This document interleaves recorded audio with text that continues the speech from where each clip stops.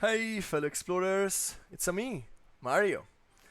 It's been a while, and especially it's been a while since my last big video about strategy and how to win in a game. So sit down, relax, take your time. This is going to be a longish video about Maracaibo, a game I've come to love, and right now I think I'm like in the top something, top 20, top 15 on BGA, so I played it quite a bit. I'm in tournaments, I'm winning quite a bit, and I think that I understood it pretty well, so it's now time to share my opinions. I know that there are other good videos about strategy on Maracaibo online, but I want to give my take on it since it's quite different from what other people have been sharing. So, without further ado, oh, by the way, it's really hot here in Italy, so I'm already sweating.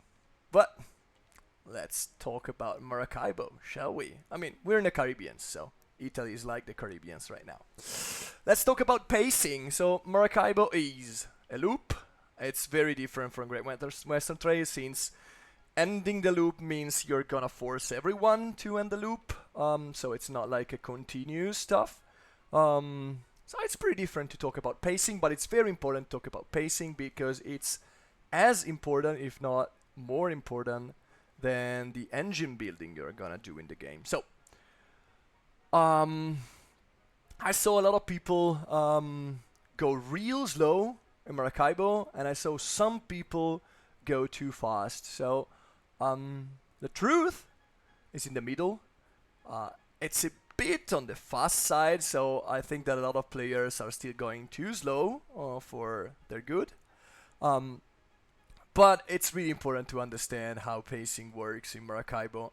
It's not a crazy rush to the end, but it's not a cruise. So there are many reasons for that. So the easiest reason because of which rushing is bad is because the last pace is very bad. You're gonna take 3 victory points, and then everybody will start before you on the subsequent round, which is fairly bad. But there are also quite a few reasons because of which going too slow is problematic. So first off, you want to drop off discs in cities, and to hit cities you want to be a bit ahead of the other guys so that you know which city you can hit and prepare for it by keeping the correct goods in your hand or the correct items in your hand or have the correct resources. So being, if not fully ahead, but at least not at the back, will help you hitting cities and have good stops overall. So I would say that this is probably the biggest thing because of which going fast is good and the most evident one to most players. But there's a hidden reason, which is it doesn't matter how good one of your move looks like, it has to be better than all the moves of the other players. So you always have to consider what the other players' options are, and if you think that their sequence of actions is going to be better in yours, then you're better off trying to run and cut them off of good actions. It doesn't always work, so you ideally will set up a very good loop and somebody else will end the round before you, but you shouldn't be trapped in what I see too many times happening, that you go slow, you don't care about the disc, so you go into cities even though you're not gonna drop off a disc, or you just take single village actions to play card, or even, I've even seen that, take 1 coin and pass the turn just not to be the guy who closes the round. That's very bad.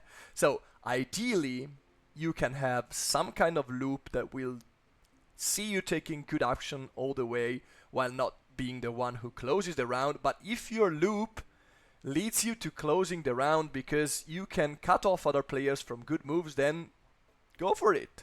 It's actually really good. I've won games in which I've been the one who ended all the rounds because the other players were going like tortoises. They were going so slow and taking so suboptimal actions that I was able to win just by going fast. So keep that in mind. Also, I think Maracaibo is about hitting good actions and also in some way build an engine But what a good action is not always clear. We're going to discuss about it later, about milestones and very good actions in a vacuum. But let's just keep that in mind. The more good actions you take, the more you're going to be the one in the leading position. So there are two ways, I would say, to build your engine in Maracaibo mainly. One is right in your face, and it's cards, your crew. So you're gonna play cards, have a good crew, and by the end of the game, you're gonna have a good engine that will give you quite a few points. And the second way, it's by unlocking your board, like your ship is a good source of points in the late game and of engine in the early game. Some of these unlocks are really incredible, and hitting them early on is going to jumpstart your overall economy. So let's just talk about ship real quick. In my opinion, other than in some really, really weird games, there is a certain path you're better off following when you're going for unlocks. So most of the time you're gonna unlock 4 among these. Take cards for free, get a 6 cards hand, get an extra combat action, 5 coins, and 3 victory points. So 1, 2, 3, 4, 5. 4 among these 5 are going to be your first unlocks.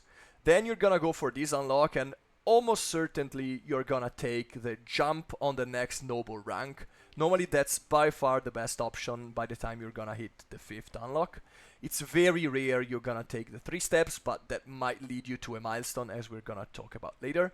So that might be useful every now and then.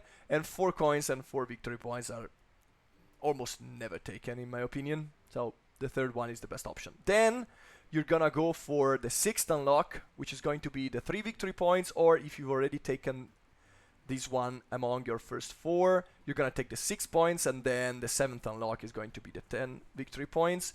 You almost never will go higher than 7 unlocks, and in some games you're gonna stop at 5. I'm gonna suggest you to pretty much always try to reach 5. This one is always going to be very good, and the other unlocks are going to be very good in the first part of the game, so please try to go for them. You might notice that I haven't mentioned some unlocks. It's because they basically don't exist and you should never go for them. These two are very bad, never go for them. This one is very bad, never go for it. This one, it seems like it's good to many new players. It's not in like 90% or even 95% of your games. There has been games in which I've unlocked it and used it for profit, but it's pretty rare that it's going to be that good. Let's just briefly discuss why. Well, I've discussed that cities are good. Cities that will let you play cards with village actions are good, but just taking village action by itself is not something you want to do unless you're taking like 3 action at the same time, or unless you have assistants that give you very strong ways to get village actions, like the smuggler in this example. And that's because you ideally would like to spend all your village action to play cards. Sometimes in the early game you might see yourself taking 3 village action to play 1 or 2 cards and then discard your hand for 2 coins. But most of the time you really want to use all the village actions that you get to play card. That's by far the best thing you can do with them, so that's why these 2 upgrades are trash. You basically don't want to spend 2 discs to just get an upgrade. It's a decent upgrade, it's not bad, to the village action, but the 1 coin village action, it's an action you ideally will almost never take or take once in a game, so you don't want to try to upgrade that action. And it's the same with this one. Actually, this one is probably even worse than this one most of the time. And this one would be a very, very, very strong unlock in general. When you stop on a village, you can drop a cube there, take a rank, and gain 1 coin. This would be crazy strong. The thing is, as I've said, you don't want to take too many village actions, and normally you want to take 3 of them at a time, so you're never sure exactly when you're gonna stop to take those village actions. It's pretty rare to be sure of that, and this action is very, very strong. Upgraded cannons, it's incredibly strong. People are using it early on to place down cubes on the villages already. So by the time you get up to 4 unlocks and you can try to unlock this one, the board will be littered with cubes in 3 or 4 player games at least. So it will be very, very hard for you to find a way to use this one even once. So just forget about this one and these two, and please be mindful that this one is not ideal. The order in which you unlock them vary. My favorite one by a long shot is Charismatic Leader.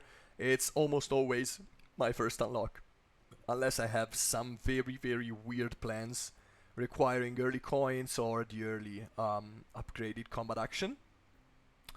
I try to ignore coins whenever I can. I try to go for minor treasure and bigger treasure, whatever, major treasure, whenever I can, instead of unlocking the coins. That's because I don't think the coins are that necessary in most games. I think that the biggest bottleneck when you really want to play a lot of cards are most of the time figures, not coins.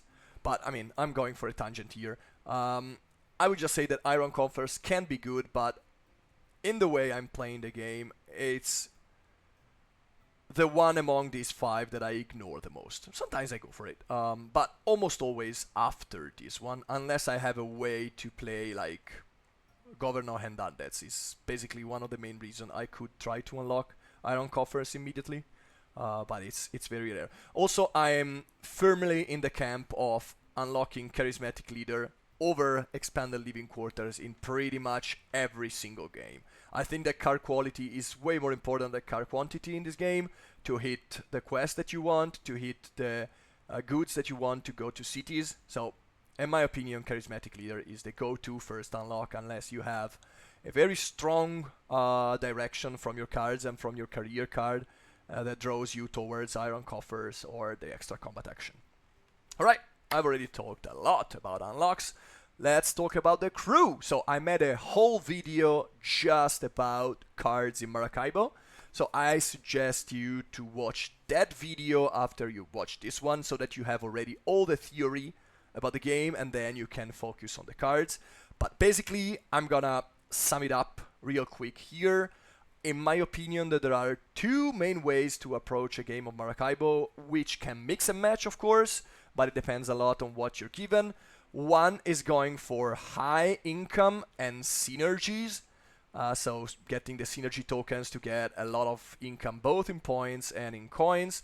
And the other one is going for discounts and for card spamming, like I'm probably going in this game.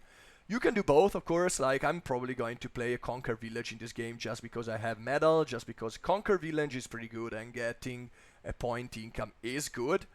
But I will try to get cheap cards and play a lot of them because I already have a way to play them that makes it easy for me to do that, and a big discount that I can count on.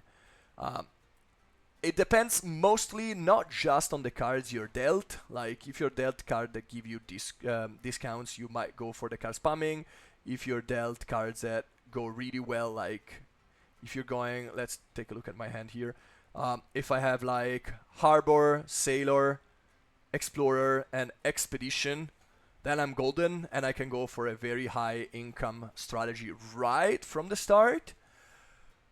But the most important thing to look at is the availability of village actions. So if you get ways to get a lot of village actions thanks to how the board is shaped, like in hard mode is easier because a lot of the time you will find yourself going to 10 using the 3 extra steps from 9 to 10 to play to get 3 village actions.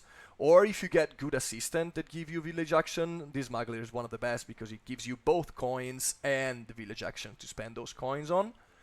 But if you don't get many village actions, you can just really go fast. You may stop at Santiago at the start of the game. There may be another city that give you a village action over here or over here, and then you just use the end of round, play a card action, and then you're good. Like I won games playing 5 cards and founding 1 or 2 prestige buildings. So it's definitely possible. It's a bit rarer. It's especially very rare in hard mode. that it's possible both in easy and medium. And by the way, it's a good time to say that medium mode is by far my favorite one. I think that games in hard mode can become a slog, and I don't like it. And I also think that there's a main strategy that wins most of the time, which is something that I hate. I like Maracaibo because you can do a lot of stuff in it. You can be very, very creative with it. And I don't think that easy mode is good enough because it makes getting quests pretty hard, and it makes so that exploring is also pretty hard because you can just go real fast and combat a lot. So these two approaches with cards depend mostly on the availability of village actions and on the synergy tokens you can get and on the discount cards that you can get. As I said, just watch the other video if you want to get a deeper understanding of my personal view on how cards work in Maracaibo. One last thing to say is about assistance. I think in every game, maybe in the easy mode, not so much, but in both medium and hard mode, I think that playing one assistant is very strong. I think that the first assistant that you play is incredibly strong. The second assistant can be good in certain scenarios, and from the third one on, unless you have a very weird plan revolving this city over here that can give you 2 points per assistant late in the game, and Innkeeper, which is an assistant on 6 that can give you 2 points per assistant that you got, you shouldn't pretty much ever play 3 assistants and more than that. It's pretty hard. Also remember that assistants are good, but you should always be mindful of the overall pace of the game and of what your opponents are doing and of your loop and what it looks like. And you can skip them pretty easily, actually. Most of the time I do it with Explorer. I use it in the early game and then I forget about it. Skipping it for 2 points is already decent. It's an income of 2 points and probably it gave you enough of an advantage early on. And you can also skip the one close to the end if you think that ending the round before that is more beneficial. So don't be afraid of skipping them. Let's talk about combat. So we've been talking about pacing, which is a very important concept, about the engine, ship, and crew, and now we're gonna talk about combat, which is, in my opinion, the main part of the game and something you should never ignore.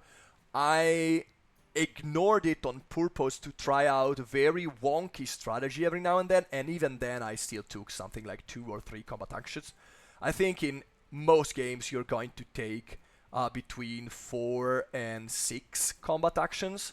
In hard mode you can even go I ended at like 8-10 combat action, which is something that I truly don't like because of the 11A CT, that it's completely crazy. But combat is very central to Maracaibo. It's going to give you heaps of points by the end of the game. It probably ranges between 1/4 and even half of your total points in some easy mode games. So it's very important that you don't ignore it and you understand how to master it. First off, I think there are 2 main approaches to combat. One is active and one is passive. The active approach is something you're gonna use when you have sailors or other things that gonna give you extra swords. And by active I mean you're gonna use the action to place cubes on the board, on cities or on villages if you've unlocked the upgraded cannons upgrade. And you're gonna both advance and put down cubes on a track to make it very very strong by the end of the game. And doing so you're also gonna gain coins and victory points and figures and all the crazy stuff. But if you don't get sailors, or if you find yourself really behind and trying to catch up, there's the passive combat. And that's what the 5-cost combat action is for. You're just gonna gain 2 ranks in a single nation without placing down a cube. So you're not gonna help anyone who's ahead of you, and you're just gonna try to recover the track. You're just gonna catch up on the track. I see so many times people that are way behind me on some tracks placing down cubes and basically helping me a lot winning that game. I think it's something that you might do. For example, when you're doing the Silver Fleet is amazing at catching up. you're gonna pay 10 combats, which are a lot, but normally you try to reach 10 combats by one-time swords, like when there's the city that gives you +3 swords, or something like that. And then you're gonna spend the whole 10 points just to gain 3 advancement on a single nation and 8 coins. So the Silver Fleet is amazing at catching up, and it doesn't matter if you're placing down a cube because you're advancing 3 spaces. Other good ways for them to help you out with a passive combat style are, of course, the 5th upgrade and passing the first threshold on the exploring track, which is something that, in my opinion, you should try to do in most games. There are quite a bit of games in which I didn't move at all. Like over here, I haven't moved yet. I'm not sure if I'm gonna move in next future. You can win when never moving, but it's really good if you can reach and pass the first barrier in like 2 actions, even in 1 action if you have a proper engine for it. And that's going to be amazing. 1 action for 3 advancements in a nation is, of course, very, very, very strong. I'm gonna also briefly talk about the mine. The gold mine is over here. You can do it only if you've reached this spot on the exploration track. I don't like it too much because, again, I think that coins are good in this game, but I think that placing down a cube without getting any advancement on the track can be a bit of a trap for you, and 12 coins are a lot, but this one costs you 8 combat points that don't give you any points. So be mindful of that. The gold mine is decent if you're going, it's actually very good if you're going for a car spamming strategy, or if you're going for a high income strategy where you have something like the governor, which costs 20 and give you 4 victory points income and 5 points at the end of the game. So depending on in which situation you find yourself, it can be good, the gold mine. I'm just saying that I think that most players overvalue it. Okay, let's talk about exploration now. So I already talked a bit about exploration, but I want to come back at how I see it. So I don't see the exploration track as a continuous thing. I see it as a lot of milestones that you can reach. And if you can reach them without spending too many actions, with the least amount of action possible, then exploring is going to be good. But if you find yourself exploring and stopping on awkward spots often, then you're gonna lose the game. So the exploration track has to be seen, in my opinion, as a lot of different milestones you should hit. So the first milestone is this spot over here, which in medium mode will get you access to the 5 coin city to place a cube off when doing a combat, and to the 9A city, which is also very strong in some situation and can be very strong if you don't have any way to get additional village actions. So Zaraza can be amazing, like 2 village actions while also placing down a disc is pretty good. And you can also turn a figure into 5 points, which is amazing if you have an engine that will let you do so. So that's the first milestone. The second milestone is easy. It's this first step after the barrier, just because, again, if you can reach it conveniently, like in 2 moves, you're gonna gain 3 steps on a nation track. So that's pretty cool. Another milestones are all the different quests. I think that exploring and getting a quest is incredibly good. I think in general, whenever you can get a quest without using an action just to get a quest, so like stopping over here, for example, it's amazing. So quests are not amazing by themselves. They can be good, but they are rarely amazing by themselves, but they can be amazing when you combine them with other actions. Like, let's say I'm in 2 moves, I can go from here, I can go here and then here. That's incredibly good. So I've reached a milestone, I've unlocked the disc over here, I have access to this amazing city for myself, and from that point on, I can go over here and also get 3 steps on the nation tracks and a quest. So this is very good. Another milestone is this spot over here, 3 victory points and 3 coins. Is amazing for the whole first half of the game. So if, like, ideally, if you can go here, here, and here, you're golden. Like 3 actions in total to do this, this, and this are just amazing. So whenever you can stop on milestones, do it. Another one is, of course, this one. The other big milestone, especially in hard mode, is this one.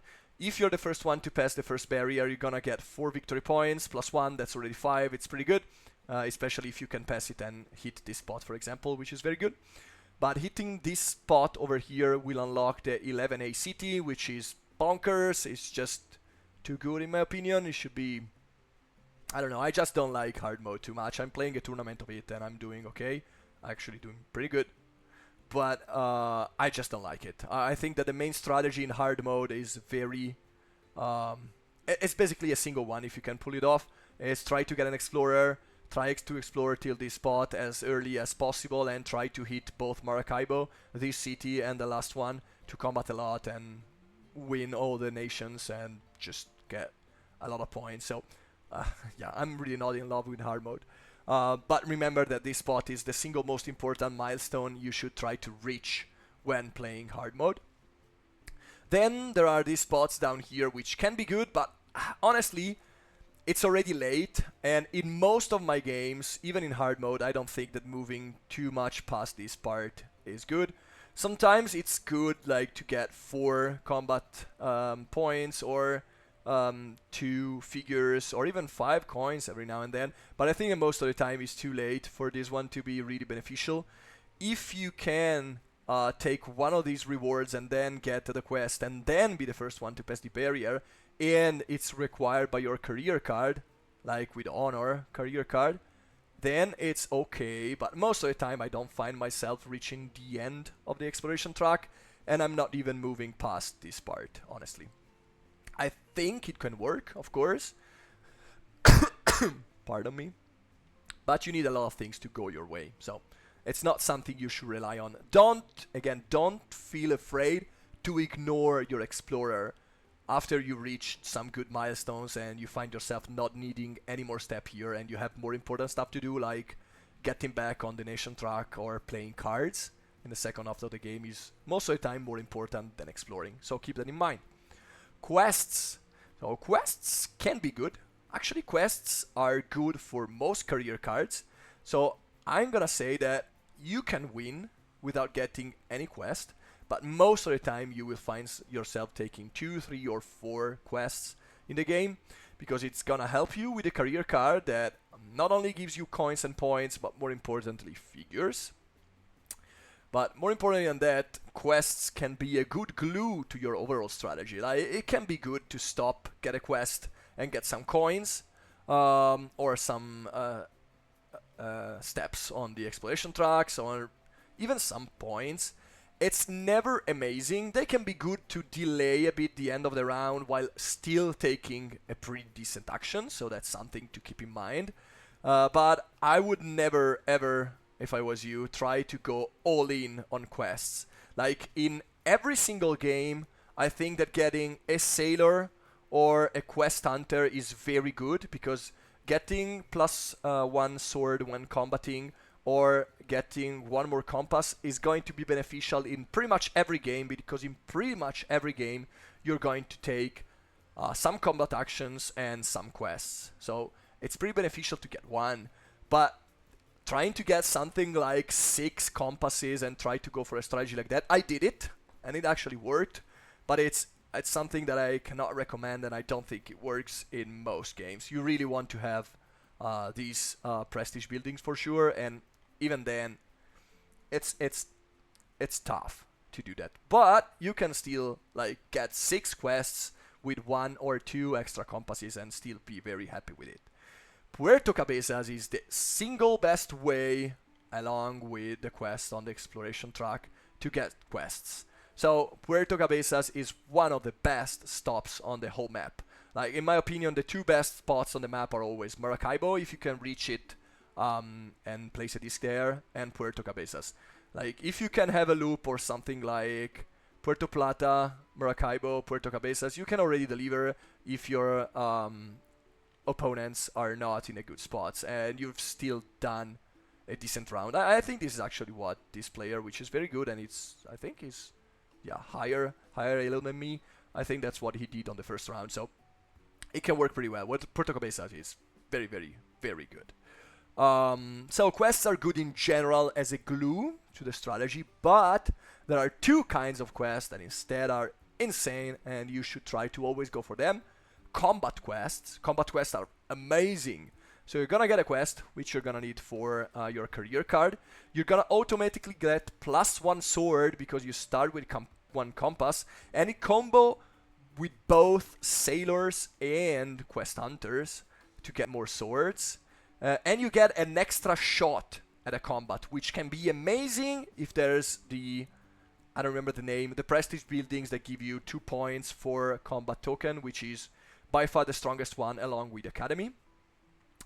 And getting one more shot at combat mid-round can be very, very, very strong for you. And the other very strong quests are the one that gives you 2 discount locks. They are very, very, very good at the start of the game, but they can also be good to speed up your overall pace by the end of the game. Like, I think that I just won a game, barely, in hard mode, just by zapping through the loop on my last round. I think that I went Cumana, Puerto Cabezas, and then I ended the round. Because Puerto Cabezas gave me 3 unlocks, 1 for the city and 2 for the quest. And that was amazingly good to unlock the 10 victory points unlock. So these 2 kind of quests, combat quests and double disc quests, are high priority if you can get them. Try to see if your opponents have drawn into cards that have that item, and if they didn't, try to go yourself for that item or to position yourself to get them. Lastly, a few words on the career card. I think we've already gone pretty long on this video, but yeah, I mean, I have a lot of stuff to say, and hopefully you guys are still here with me. Career card is good. It's something you can ignore every now and then, but most of the time you should really, really try to fulfill all of your career card. The cost is not that high in most cases. Like honor can be tricky, and even wealth can be tricky, but most of the time you can at least reach the first tier of all 3 of them, so to complete all the goals and get the extra 2 coins and 2 victory points. I think it's the main source of figures in the game, because I don't like Santiago too much. A bit more on that later on in the tips and tricks. So be mindful of your career card. I think your career card is at its best in medium mode, where you have enough time to fulfill it and the points are very relevant. I think it's less relevant in hard mode, where you can see monstrous game of like 250 points at the end of the game, for which your career card, which is going to award you at most 11 points, is not gonna count that much. And in easy mode, sometime you go so fast that it doesn't matter if you complete it or not. But in my opinion, you should try to complete it most of the time. Getting the figures and the extra coins is very, very, very good, and the extra points may give you the victory by the end of the game. Now, to wrap it all up, just 3 tips and tricks to help you out in some situation if you are undecided on what to do. The first one is the Santiago conundrum. So Santiago is an amazing city because it can give you a very strong city action, probably in a vacuum one of the strongest ones in the game. 1 figure plus 1 village action and a discount lock is very, very strong. The problem with the city is its position. If you stop here and the other player jump ahead of you, you might not have any spot here to deliver discs, so you might be forced to take 3 village actions, which are not good when you've already spent an action, hopefully playing a card. And they will also set you behind on the race to Maracaibo, because if you, in medium and easy mode, if you stop on Puerto Plata or on Santo Domingo, then you can go straight up to Maracaibo. And Maracaibo is, along with Puerto Cabezas, the strongest city on the map. So these are the problems. So when can I suggest you to stop on Santiago? When you have an assistant that goes on 7, 8, 9, or 6. 1, 2, 3, 4, 5, yeah. On any of these 4 spots, then you can stop on Santiago, drop down your assistant, because it doesn't matter if the other players will run for Puerto Plata and Santo Domingo. You can still have a very good action on, hopefully, a very good action on your assistant, and then you can jump to Cartagena or Port Royal or even to Puerto Cabezas or to a quest. So you have a lot of options. So when you place down an assistant, it's very good, but if you stop on Santiago to play a sailor, be prepared to be burned, because then you might have to take 3 village action just gaining coins, which is very, very bad, and you might not even go to Maracaibo because the other players are going to fill it completely. So Santiago can be good, but try to see if it's good enough for you. A good combo with Santiago, by the way, is 9A, Zaraza City, because you can go to Santiago, get a figure, stop an assistant, and then go to Zaraza and use the figure that you got over here to gain 5 easy points. So that's actually a decent combo, and that can nudge you towards Santiago. For example, if you start Santiago and have an explorer over here, that can actually work pretty well. You gain the coins from the explorer, and then you can spend the extra figure down here. There are a lot of ways to use Zaraza and Santiago. Just be mindful that Santiago, I see a lot of players defaulting to Santiago, and I don't think that's a good idea. Actually, my first move in this game was to go to Santo Domingo, and the other strong player as a first move went to Puerto Plata. So keep that in mind. Another tip that is very important is don't fall in love with your cards. So cards are important.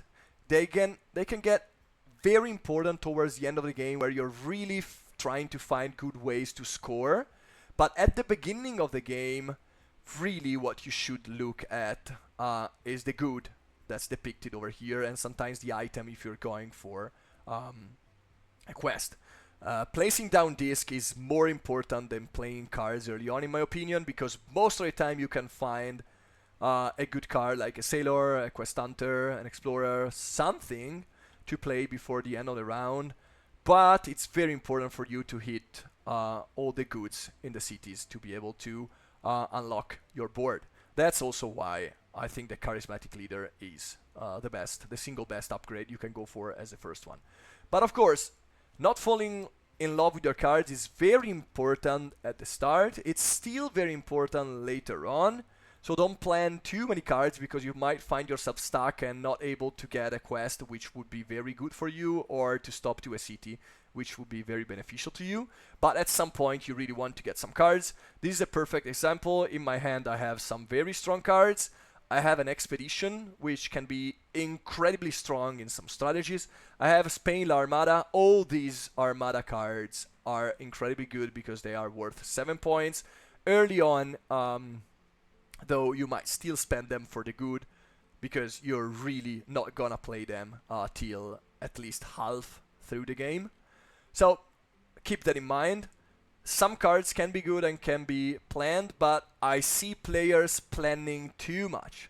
I see players reserving too many cards and then be stuck later on. So try to be flexible and not fall too much in love with your cards.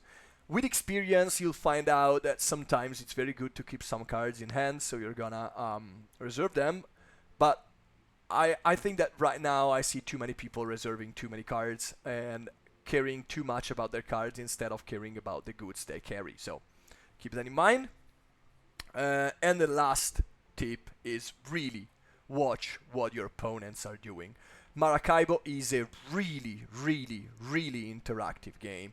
So you always have to check what your opponents are doing, when they are stopping. If they are in a city and they didn't place down a disc, that means that they don't have that good, so you can make plans for that. Always try to see how they refill their hand, if they took some cards with some items that might be good for snagging a quest or not. Always take a look where they can move and in which position they are, to know what are going to be your chances to do something on the subsequent action. And always have a plan A, a plan B, and a plan C most of the time, because again, the game is interactive and players are going to take the spots that you really wanted. So that's also why the first assistant is normally very good, because it's a free action just for you. Nobody can take it away from you, unless they are going really fast and you cannot reach City 19. Like it might happen to me later on, we'll see. I would say that that's it. I'm happy if you were able to stack with me till the end. If you have any question, just ask me anything in the comments. I'm always very eager to reply, and hopefully my next video will come sooner than this one has come. Alright guys, enjoy exploring the Caribbeans. Mars out. Bye bye.